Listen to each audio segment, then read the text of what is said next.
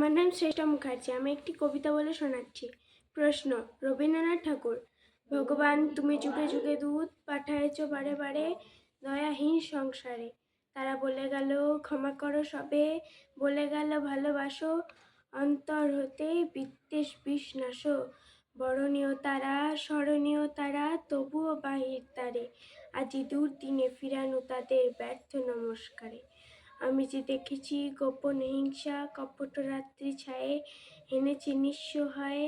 আমি যে দেখেছি প্রতিকারহীন শক্তের অপরাধে বিচারের বাণী নীরবে নিভৃতে কাঁদে।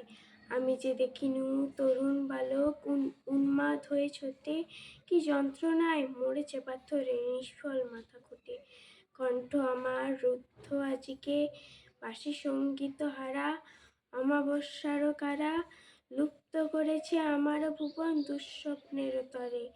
তাই তো তোমায় শুধাই অশ্রু জলে, যাহারা তোমার বিষায়েছে বায়ু নিভায়েছে তব আলো।